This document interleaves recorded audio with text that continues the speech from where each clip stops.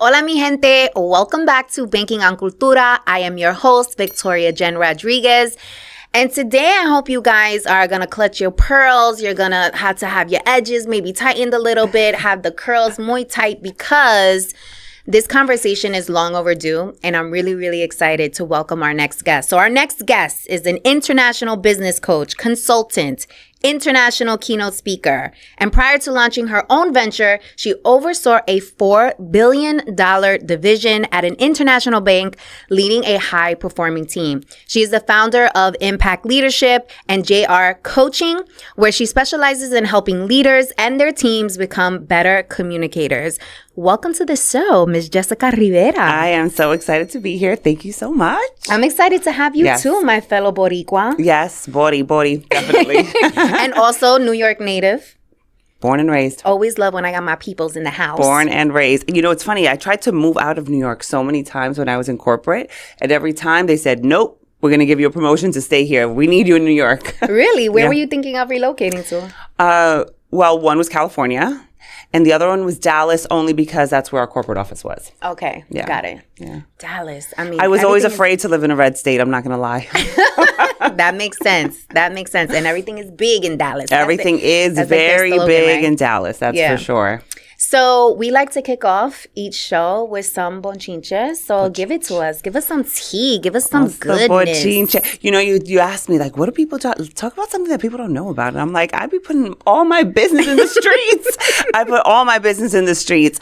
I think if something people don't know about me is probably that I was a horrible communicator. I do talk about this, but I was terrible.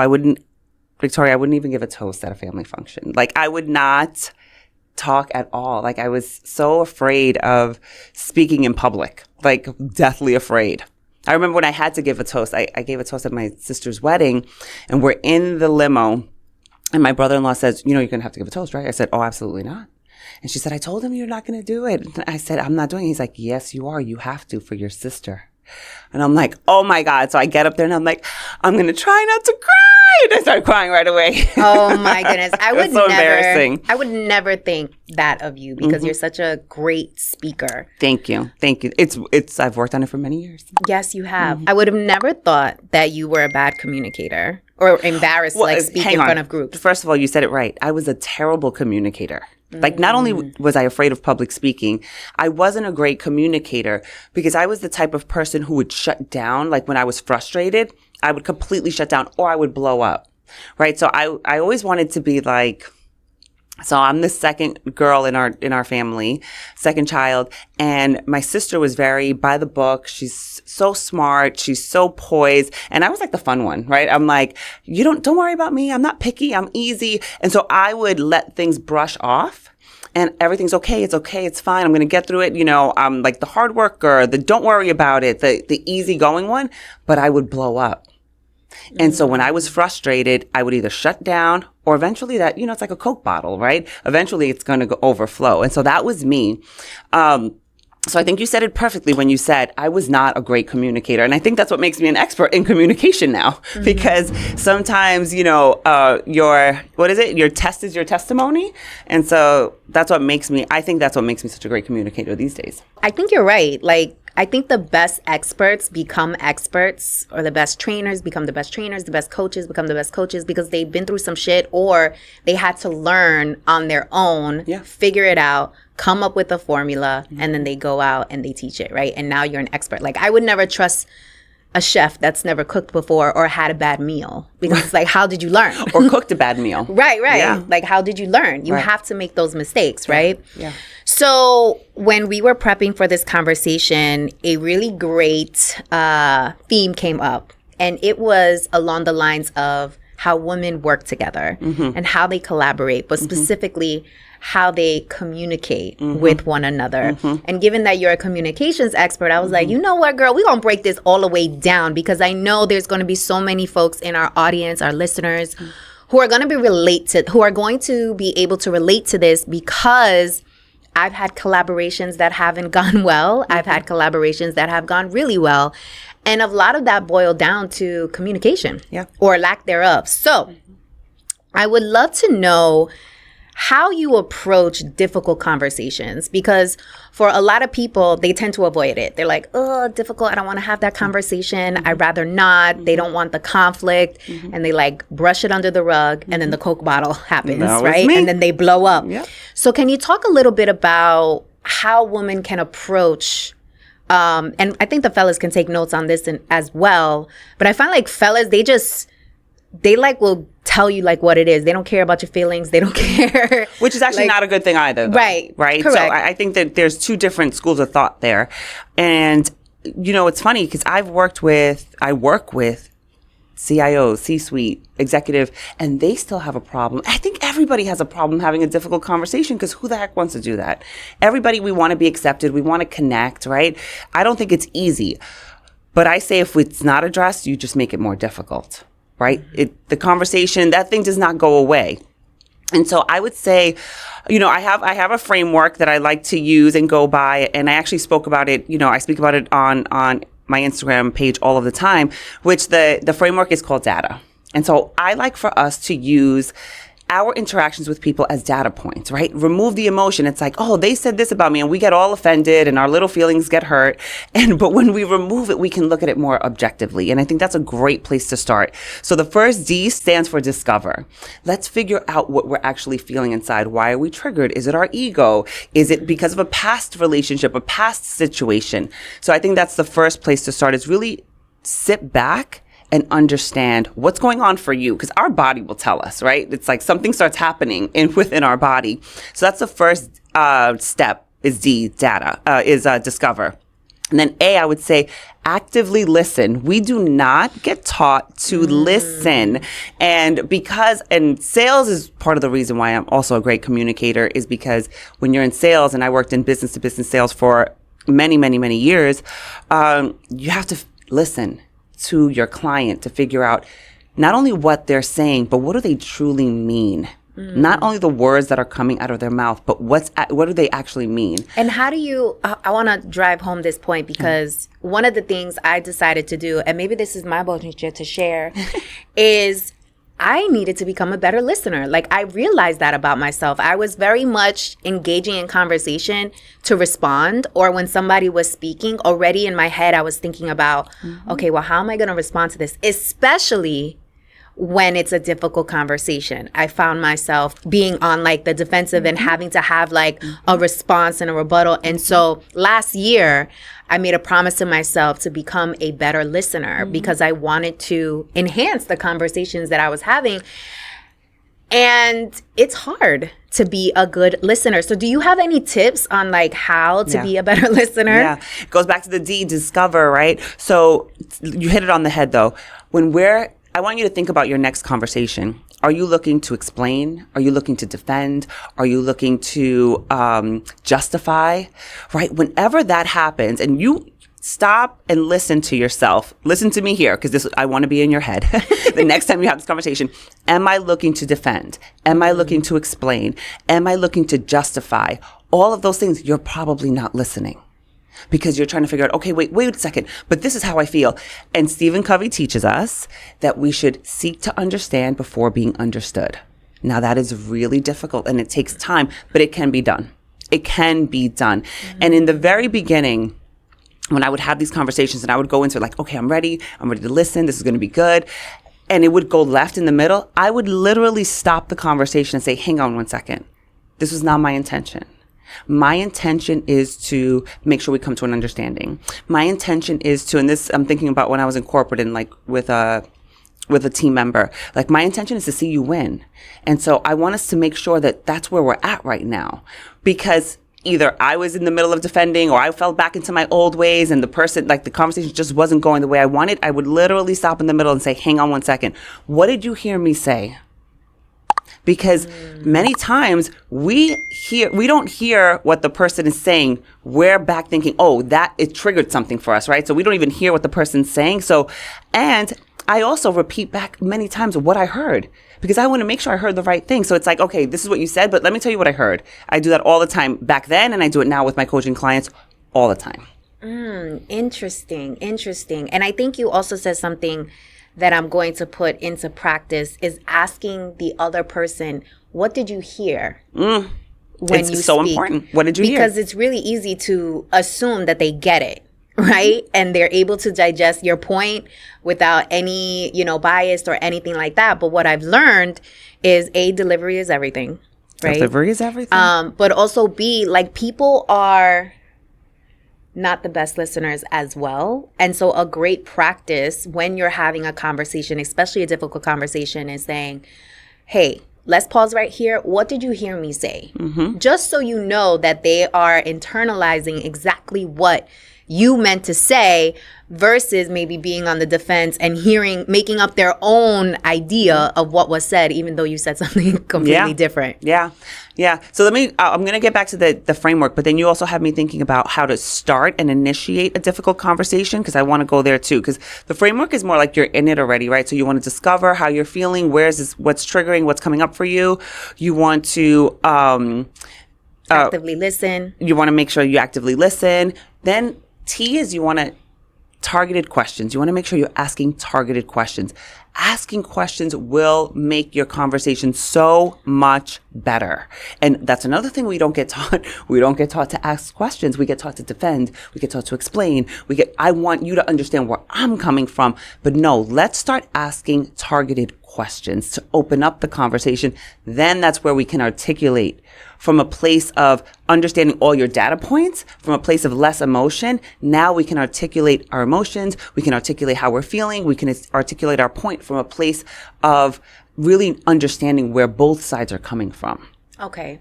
So T stands for? Targeted questions. Targeted questions. Interesting. Okay, let's go through the framework and then we're going to wrap it back to how to approach these conversations. Yes. So Yes. T is targeted questions, Yeah. and A is for what? A is for articulate. Articulate. Yeah, that's Okay. when you can truly articulate yourself and your value and whatever it is you're trying to say, even if it's just you're trying to make a point, right? So I think A comes, which is articulating whatever it is you're trying to say. Then you can truly say it from a place of less emotion, right? Because sometimes we get super emotional think back about one time when you were emotional about something, and then now you think about it, doesn't really matter as much, right? So we're just triggered or reeling about something. So I think if we could just remember to just discover what's going on with us, right? What's coming up for us. Then we make sure we're actively listening. Then we make sure we are asking targeted questions. Then we can articulate ourselves.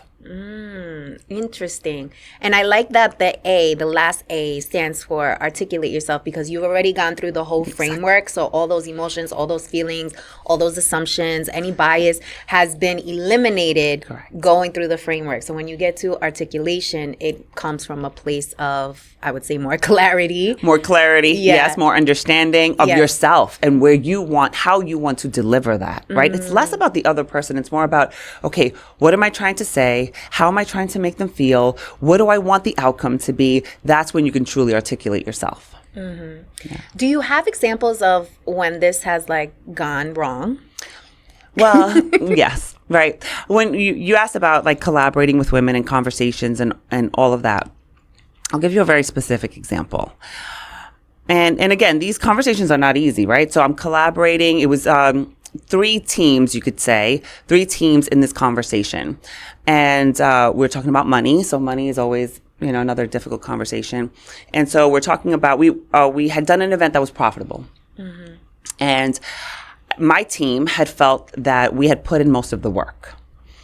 And so I was like, okay, this is going to be interesting. Let's see how the other teams feel how should this pot get split? Because originally we walked into it with 33, 33, 33.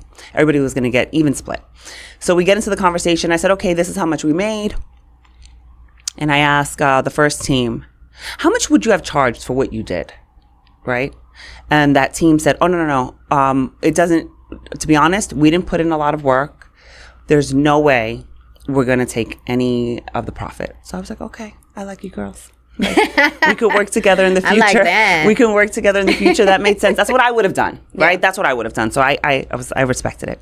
The next person said, well, whatever you think is fair. So I said, okay, I want you to think about this.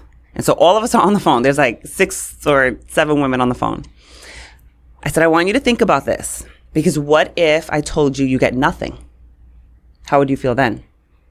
What if I told you you get 10%? How would you feel then?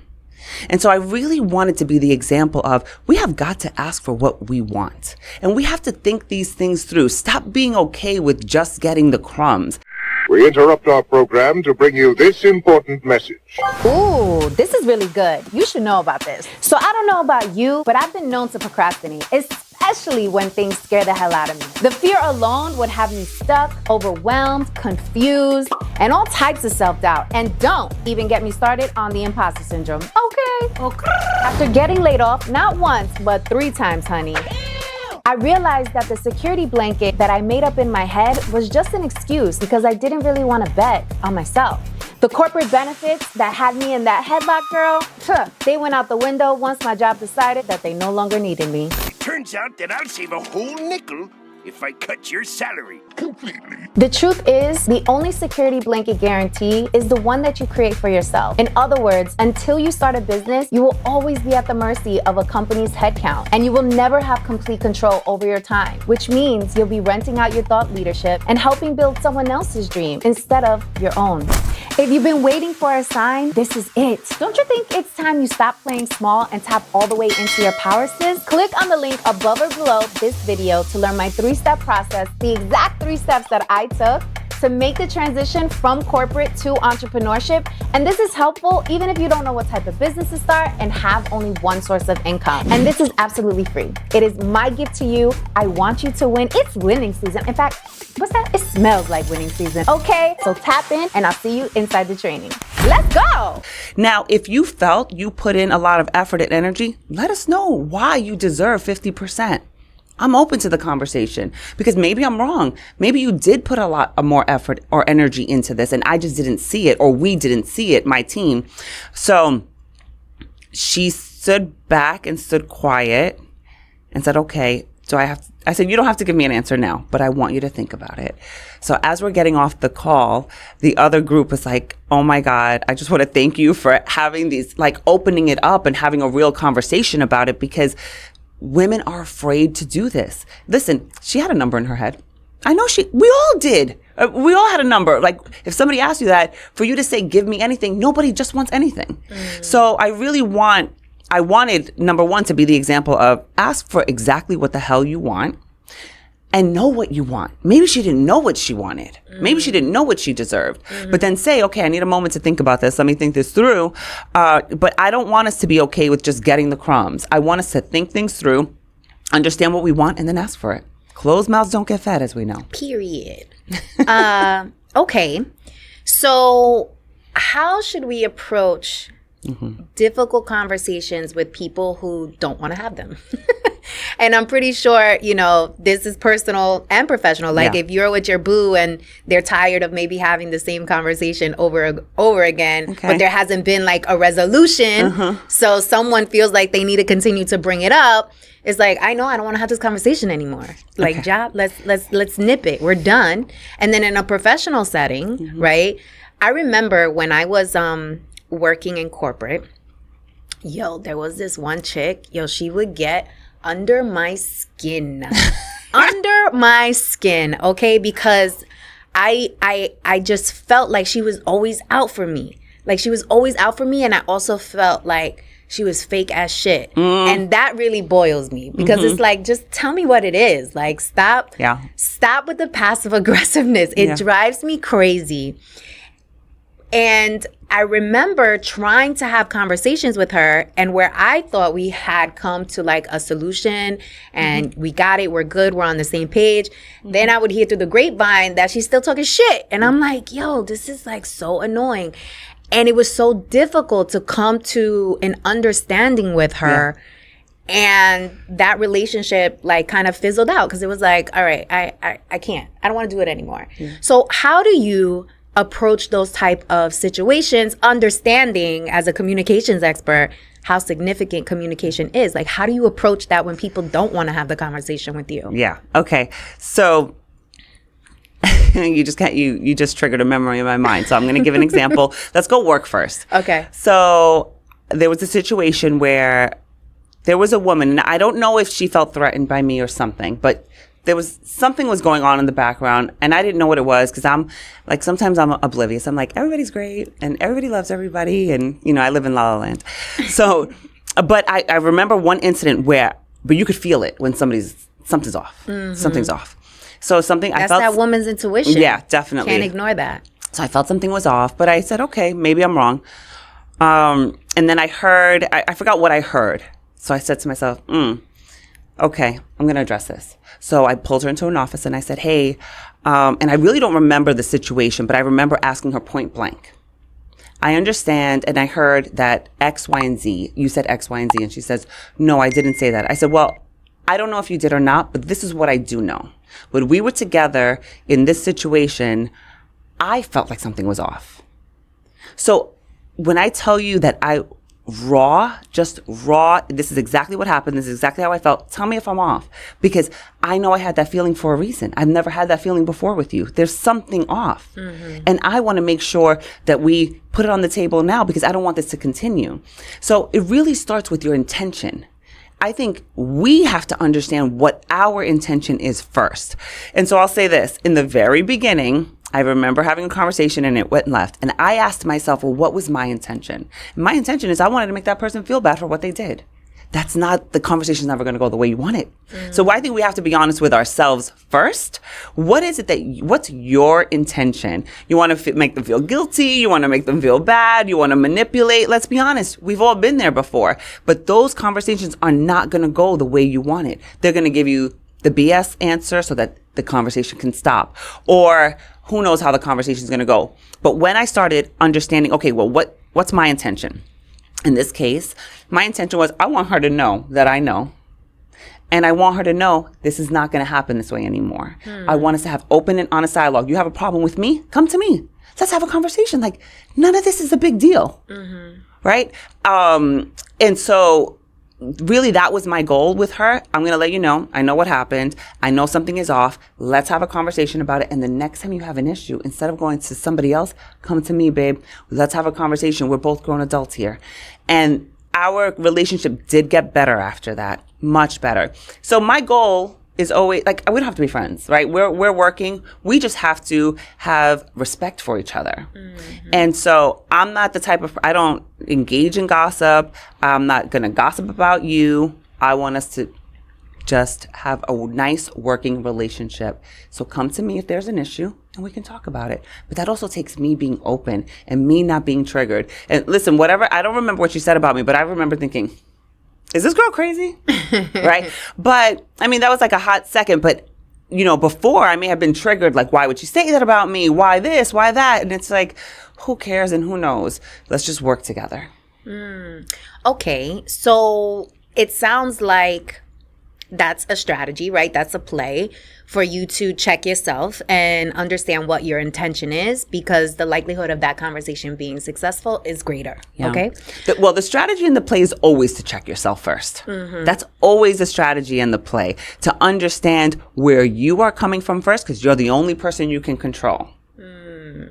And when you can say, okay, I'm not going to get emotional. People get offended. Like, we get offended, right? Our little feelings get hurt. And then we want to be mad and we want to complain and we want to criticize and we want to compare. None of that is helpful. None of it is helpful. Okay. So we check ourselves, right? Yep. Check yourself before you wreck yourself. Hello. Oldie but a goodie. If you know, you know. Okay. But what happens if a person is still not open to having a conversation? Okay. Like, they're just not receptive? Well, I think in a workplace, typically, they're going to play nice, right? They're going to play nice. And I think you have to just not care about everybody liking you and not wanting to be friends with everybody. That part. It's okay. You're not for everybody. I'm not for everybody. It's fine. Like, everybody's not going to like you. And by the way, for example, I had somebody unfollow me that I know. Right? And not the unfollow. The audacity. Isn't it crazy that, like, now it's like that is the ultimate, like, I was supporting you. You're dead to me. You're dead to me. Apparently I was dead to her. But I'll say this. I will say this.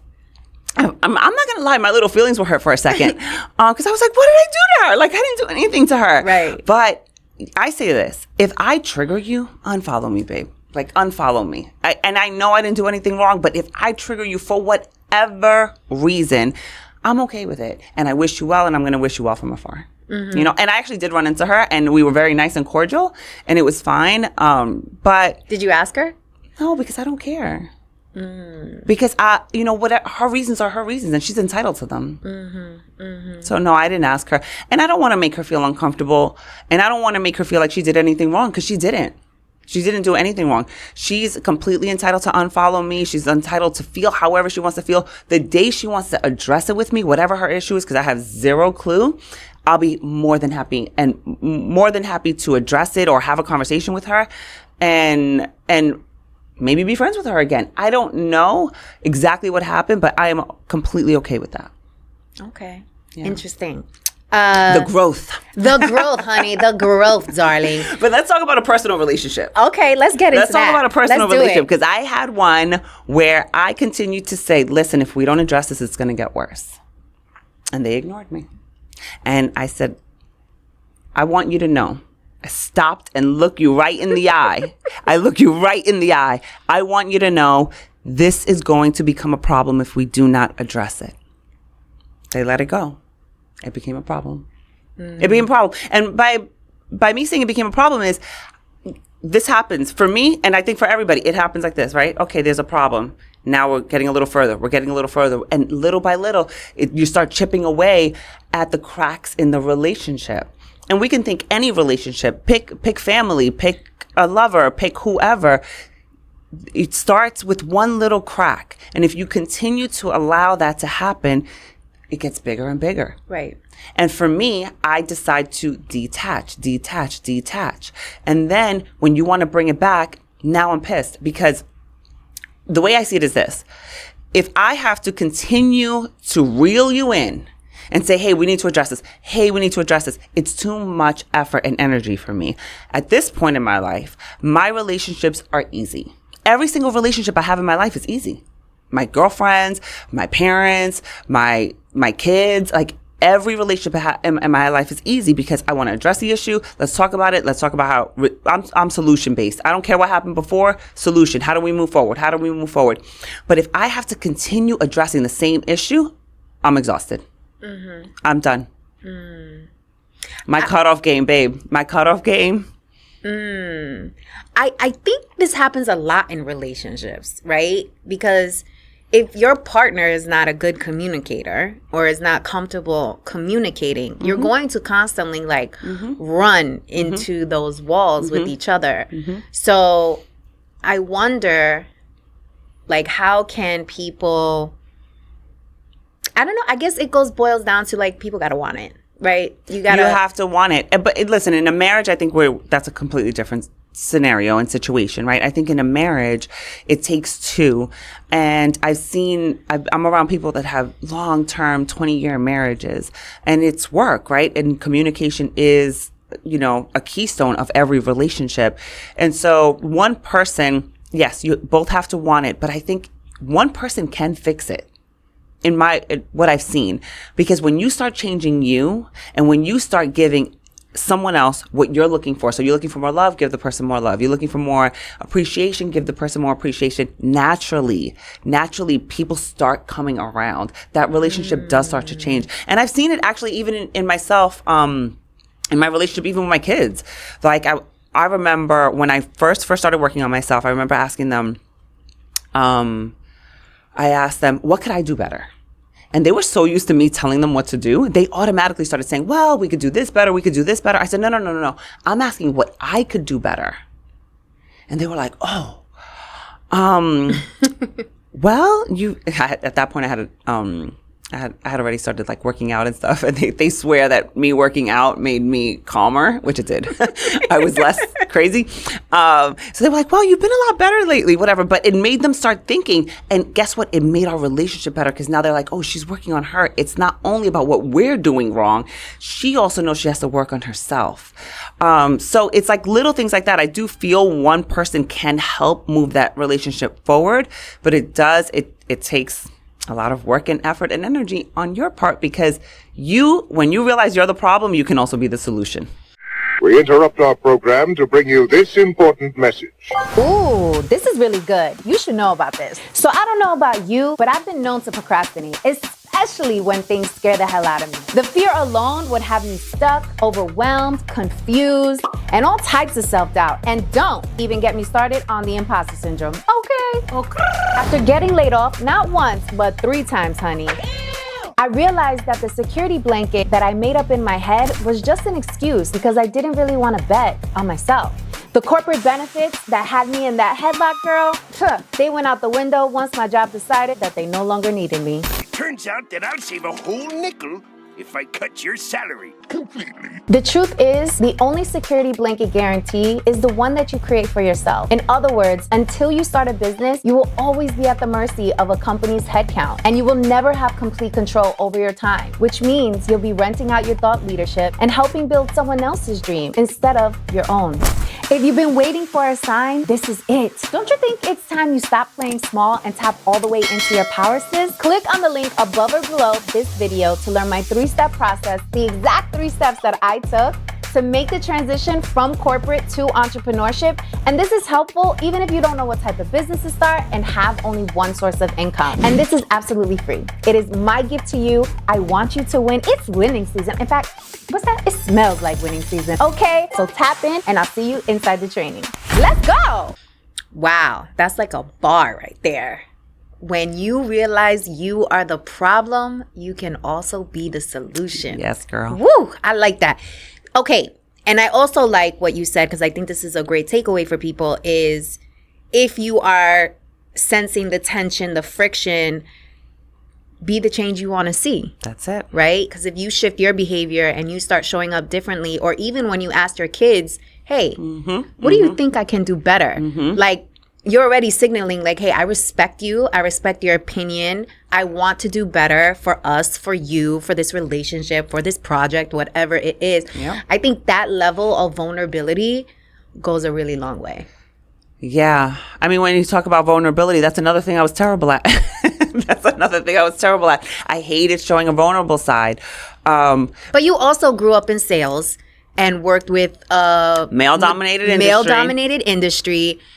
So I can see how you would almost feel, and I'm assuming right now, but like you need to position yourself as this authority, take me seriously, like I'm nobody to play with kind of vibe. And so the vulnerability part was like, let's put that to the side. Yeah, I think sales just enhanced that part of me because I think I was always like that. Yeah. I think a lot of that has to do with like me having a kid at 19 and me feeling like I needed to prove to myself and to everybody else that I could do it, because that wasn't normal in my family to have a kid so young and out of wedlock. So I think that had to do with it. And then when I went into sales in a male-dominated industry, whatever Brooklyn and Queens gave me as far as like being aggressive, that definitely it actually worked in my favor. But yes, definitely. Yeah. Shout out to Brooklyn and Queens. Shout out. I was like, nobody wants to see my Brooklyn side. No, but the fact that you had a baby at 19 years old. Yes, girl. And then you had another son, At right? 27. At 27. And guys, if you are just listening, make sure you check out the YouTube so you can see how gorgeous and fabulous Jessica is. Thank you. And do you mind if we share how old you are? Well, yeah, no, of course. Okay. I don't care. I'm 48 years old. I'm about to be 49 this year, girl. And fine. And fine. And the reason why I love bringing this up whenever we're in conversation, because I'm like in awe, because so many women and men feel like it's too late to start something new. It's too late to reinvent themselves. It's too late to leave their job and, double down on their own business. It's too late to grow as an individual. And they just get stuck. And I love that part of your story where you was like, F that. Yeah. Like, I'm going to do me. So I remember Judge Judy. Like, I don't know how old I was. Judy. But her saying that she didn't get on TV till she was in her 50s. And I remember her saying, and I don't remember how old I was, maybe in my 30s, like she has a whole new career after 50, after she spent so many years in family court as a judge. And I remember thinking back then, like, oh, okay, that means that I could always like have another career, right? And I was happy. I was happy in corporate for many, many, many years. I loved climbing the corporate ladder. I loved hitting like a new goal.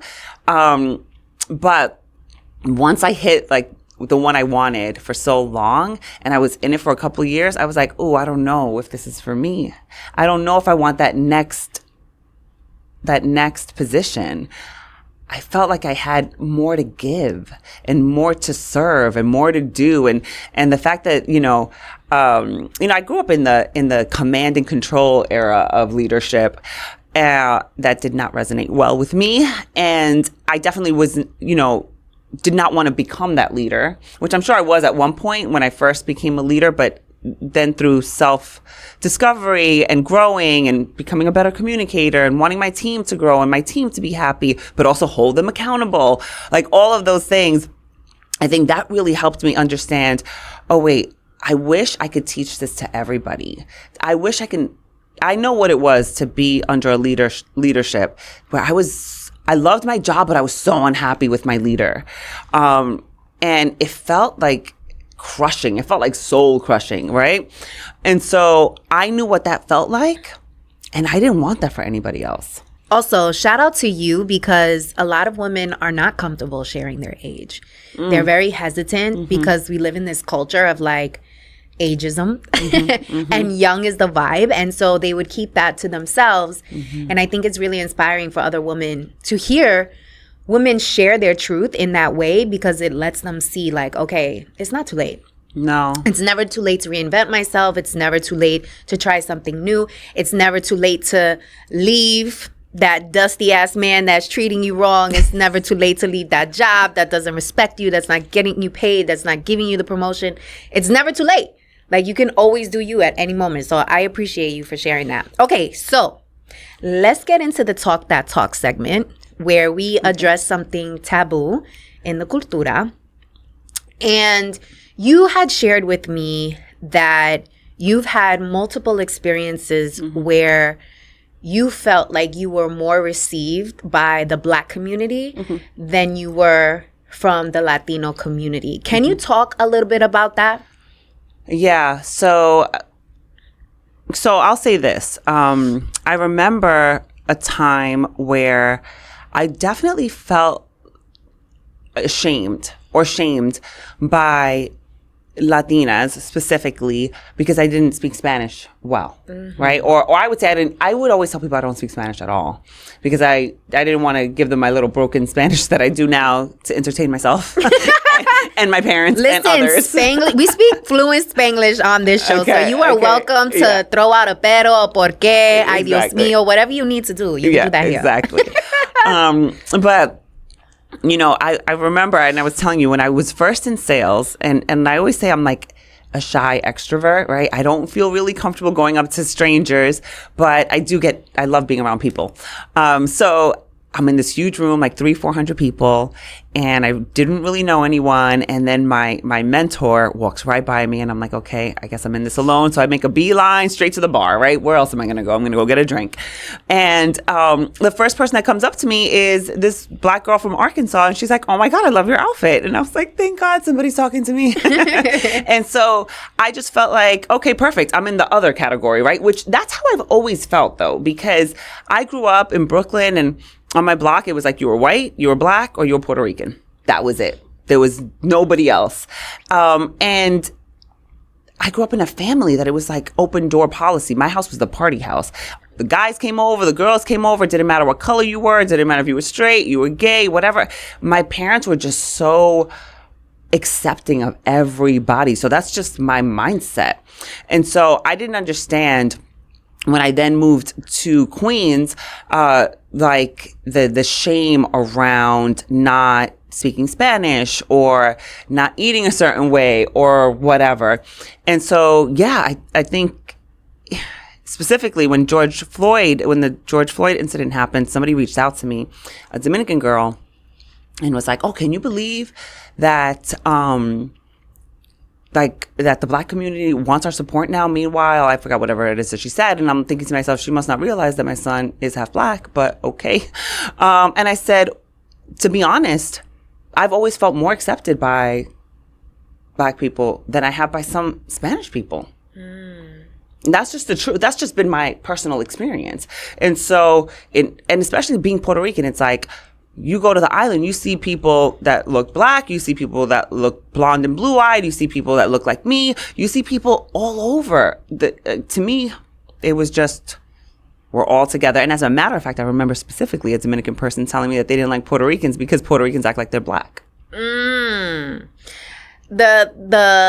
The beef between Puerto Ricans and Dominicans kill me. Like, it kills me. It's true, but I will say most of my girlfriends are Dominican these days. So I love them. I love them. Yeah. Well, I think a lot of that comes from preconditioning, right? Oh, absolutely. What our parents had to go through and what they were taught from their grandparents. And if you think about just the history of colonization and how Dominicans were treated because they tend to be more dark-skinned and how our parents were preconditioned to believe that white is right. And so that's how it, I think, started and stemmed from. Yeah. And it was passed down from generation to generation, right? And now I love where we are because so much history is being presented in ways like it never has been before. And even like with George Floyd, a lot of Latinos had to educate themselves about their own history, right? And how we are more alike than we are different. Oh, 100%. I say that all of the time. I mean, in every single aspect, not only us as Latinos, but humans are more alike than they are different. And so, society tells us to put each other in different boxes and women are here, men are from there. Men have insecurities, women have insecurities. Men have ego, women have ego, right? Of course, it's nuanced and there's differences. And I think the more we can not only respect our differences, but value our differences, that's where true innovation comes from. That's where collaboration can come from. That's where the new best idea will come from. It's interesting that you said that you felt like more welcome from the Black community versus the Latino community. And I wonder how much of that had to do with maybe your own insecurity of not speaking Spanish and maybe not feeling as closely connected to the cultura. So maybe you like leaned more towards the Black community. Well, I will say this. We interrupt our program to bring you this important message.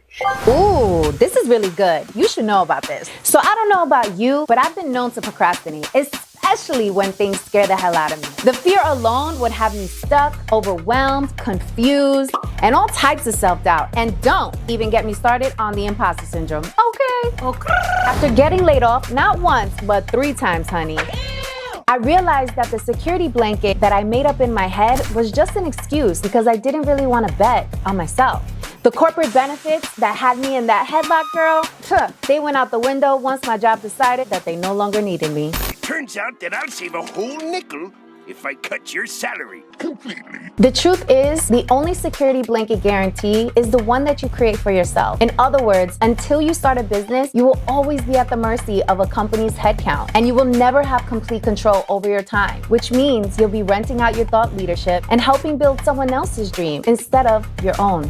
If you've been waiting for a sign, this is it. Don't you think it's time you stop playing small and tap all the way into your power, sis? Click on the link above or below this video to learn my 3-step process, the exact 3 steps that I took to make the transition from corporate to entrepreneurship. And this is helpful even if you don't know what type of business to start and have only one source of income. And this is absolutely free. It is my gift to you. I want you to win. It's winning season. In fact, what's that? It smells like winning season. Okay, so tap in and I'll see you inside the training.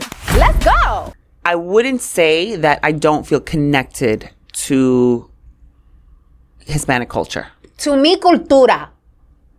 Cultura. Yeah. We learned in Spanish. Okay. I wouldn't say that at all because I know that I'm very connected, right? As far as food, as far as music, as far as even just the second I get to Puerto Rico, I feel like, oh my God, I'm like home. And I your love swag, darling. I mean, you have that Latina I'm swag. Latina all the way, Hello. right? all the way. Please, at corporate, they'd be like, oh, wow. The girls will be like, you really know how to work those curves? I'm like, whatever. Whatever. I don't know what the hell that means, but yeah, I was born this way, boo. Anyway, so yeah, I'm definitely connected to, but I'm also super connected to hip hop culture, right? I grew up in the 80s and the 90s, and I grew up in Brooklyn and then Queens, and I'm connected to hip hop culture. I'm connected to, you know, Mark Anthony, the Hispanic culture, the salsa, the reggaeton, all of it. But what I don't want to do is be put in a box, right? And so, like, I have tons of girlfriends that are Latinas, but am I connected to both? I feel like I'm connected to both. I feel like I'm connected to both cultures, right? And so I think the more we can just appreciate people for where they are and meet them where they are, then it's just easier. Then we stop putting labels on people. We stop saying, oh, they belong in this box because they were raised this way. Then we let them just be. I think that comes very natural, especially if you grew up in New York and you grew up in the 80s and 90s. We usually were like in the same neighborhoods, right? We went to the same schools. At least for me, we hung out at the same for me as well. Like we hung out at the same schools. So there's like kind of like this affinity there because we grew up together. So it's very easy for you to attach yourself to both cultures, and also because New York is the birthplace of hip hop, argue with your mama.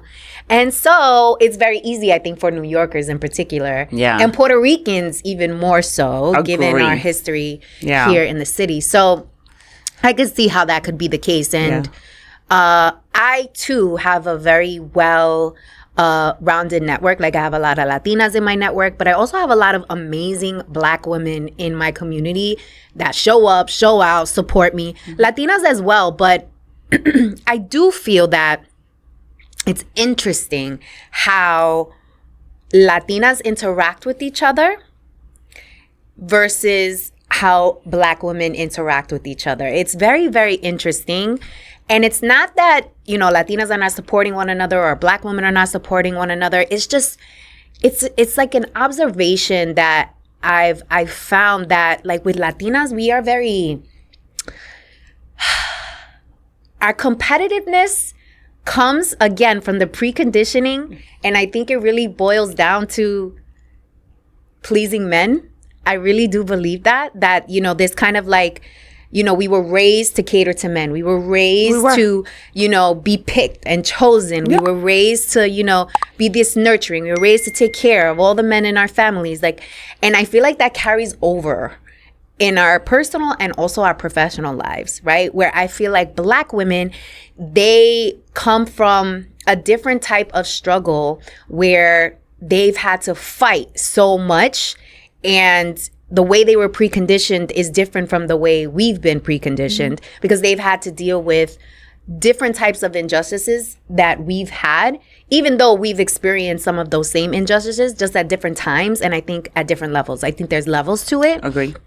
But it's always interesting to observe like both communities. But I as well am always welcome into the Black community. I was just at a mastermind not too long ago, and I was the only Latina there. I was in a room full of beautiful Black women. There were two fellas there as well. We must acknowledge them. But I was the only Latina there. And I didn't feel like I didn't belong. I felt very like at home, but I obviously noticed it. I was like, oh shit, I'm really the only Latina here. The only Latino period, right here. And what I saw myself doing is I felt like this responsibility to educate. So, you know, we're at this mastermind and, you know, they're talking about Black media. They're talking about why it's so important to support Black media and make sure like you're reinvesting in Black businesses. And I had to, you know, when it was my turn to speak, I had to, you know, raise the fact that by only investing just in Black businesses, just in Black media, we're actually doing a disservice to both communities, because we're more powerful if we collaborate versus if we continue to kind of feed this tension that exists between the two communities. And so I said, like, while you're doing that, also invest in Latino businesses and Latino media, because we are more powerful together, but also there's plenty of us that support each other, right? Yeah. There's plenty of us that support each other. So let's help you break down the silos and the barriers and vice versa. And like imagine where we could be. Would you agree with that? Oh, I would agree with that wholeheartedly. And I think if we stick back on the cultura, is that the part of the problem is that we don't support each other. Like if you have a very good friend of mine who's in Hollywood, and they're Dominican actually, and the part of the problem is media doesn't know where to put us. Right? Because we're not exactly black. We're not exactly, we're not white. Where do they put us? And the only thought that they have is Mexican. Yes. And so when you think about the way Dominicans look, the way Puerto Ricans look, the way all the other Hispanic communities look, they don't know where to put us. Yeah. Because people don't know, or they don't realize that we're out here, we have $1, we'll pay money, and we want things that represent us. Now, I think the tide is changing when you look at movies like Transformers, where, the star was Puerto Rican. When you look at things like, different movies and even music, I think Bad Bunny has really helped move that a little bit more forward and push it forward when he's like speaking Spanish on a Grammy stage, right? Things like that. So I think if we could start somewhere, would be number one, support our own projects and our own people. Instead of saying, oh, well, that's a Mexican project. I'm Mexican. I'm going to support only that. That's a Dominican project. I'm not going to support that project or whatever. And so I think number one, we have to support ourselves, our own culture. But then also, like you said, we're already supporting each other. Why don't we collaborate more? But there is we are underrepresented in media, in government, in C-suites. We're underrepresented everywhere. So when you think about, I'll tell you the story. So when Hillary and Barack were running against each other, so my son is half Puerto Rican, half black, and he was little, however old he was in '08. And I'm like, oh, who do you want to win? Who do you want to win? We're looking at television, and he's like, oh, I want him to win. I said, why? He's like, because he looks like me. Representation matters. Right. Representation matters. And so, if C-suite level, if I wanted to get to the C-suite and there's nobody up there that looks like me, it's like, who do I go? Who do I reach out to? It feels, I'm like, I don't know if they're going to get me. I don't know. And then you see someone who's Hispanic in the C-suite level, then you're like, okay, let me see if I can reach out to him, because he'll probably be more open. He'll probably be more, the truth is, on both sides, we're underrepresented, but Hispanics are definitely underrepresented, even more so than black, when you think about those three levels that I spoke about. Yeah, I would totally agree. And I think during George Floyd, a lot of conversations that were happening behind the scenes in Latino communities and organizations that I'm a part of was, what about the Latino agenda? Like, there's so many resources being piled into the Black community, which is great, but what about the Latino agenda? And I think that we as a community, to your point, there's so much complexity that exists within the community that we need to address first, right? Like, you feeling this shame from Dominican women, right? And I think Dominicans and Puerto Ricans, the women in particular, they just they just be going at it for no reason. For no reason at all. In my opinion, I think it boils down to men, but that's just me. But I think we have our own kind of areas for improvement in our community. Definitely. That needs to be addressed first before we go and support other communities. Because I think that once we are solid, and I really respect the Black community and how they've been able to do that, right? How they've been able to mobilize. I love that. And organize. There's a lot of best practices that we can pull from that, right? And I was going to say, what I love about them too? It's like, when you're black, right? So even though you might be Jamaican, you might be American, you may be something else, but they will rally with you, where I feel like we really put ourselves in a box. It's like, oh yes, but you're this and you're that. And I'll say, listen, I want to just be clear. I love my Dominican girls. All my good friends are Dominican, so I don't want them to kill me after you're gonna have all the Dominican ladies coming at you in the comments. I love them.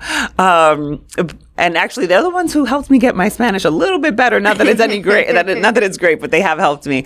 But I love that about the Black community, that it's like, oh, my son is half black, half Puerto Rican. He goes to something, he's going to get pulled right in, right? And I love that about them. Whereas we're like, oh, you're Colombian, you go that way. Oh, you're Puerto Rican, you go that way. Oh, you're this, you go that way. I hate that about us. And I just want us to come together as women, as Latinas. I want to be able to support the black community, the white, the what. I want to support women in general, but I want to double down and double click on Latinas. Yeah, I love that. And you're doing that by being the CEO of Dream Lab. And you guys have a huge event coming up. Yes. So tell the people about your event that's coming up. Yes, it's so exciting. So it is the 5th and final Dream Lab Self-Made Mujer Conference, where we're talking all about living your wildest dreams. And to your point earlier, we want to remind women that, and people, but women specifically, that it is not too late. Being 35, being 40, being 45, it is not too late. It is only the beginning. And I don't know about you, Victoria, but me, like I told you, I'm 48, about to be 49. I had an amazing year last year in 2023, and I feel like I am just scratching the surface. I love that. And where can people find more information about the Self-Mujer Conference? Self-Made. Okay, the Self-Made Mujer. I love it. Conference. Where can they find more information? When is the event happening? So the event is happening March 23rd in Inglewood, New Jersey. And they can feel free to DM me at Coach Jessica Rivera on Instagram or on our Instagram at the.dreamlab. Okay. But there's a website where they can go and get tickets. No? Well, the tickets are right in the link in the bio. Link in the bio. Yeah. Okay, got it. We got to make it clear for people so they can Yes. find this, right? Yes, and make it happen. My bad. Okay, amazing. And I'm looking forward to that conference. Yes, you will be there for sure. I cannot wait. So come and check us out at that conference in March. Come out and support and also meet some self-made mujeres. Like, hello, let's get it popping. Let's do this. So you told them where they can find you on Instagram. Should they go anywhere else to connect with you? Yeah, I hang out mainly on Instagram and LinkedIn. Those are both, my two places that I hang out the most. But Instagram, you're going to know my whole life there.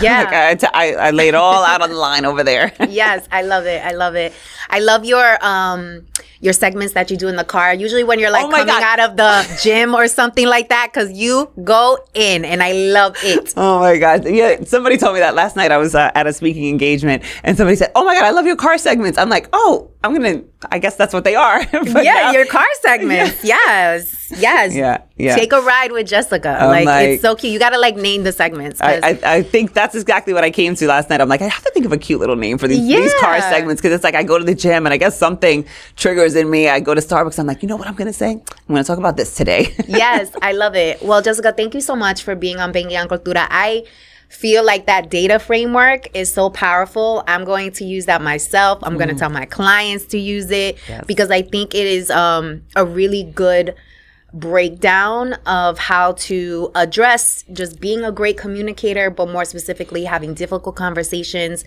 So thank you for sharing all your wisdom and expertise. Thank you for having me. I was so excited to be here. And of course, always a great conversation. So thank you. Igual, mujer. Igual. Ciao. Igual. Thank you so much. Besitos. All right, guys. Thanks for tuning in. I'll see you on the next episode. Hey guys, if you enjoyed this video, I'm pretty sure you're going to love the next one. So make sure to click right here and tap into the next episode.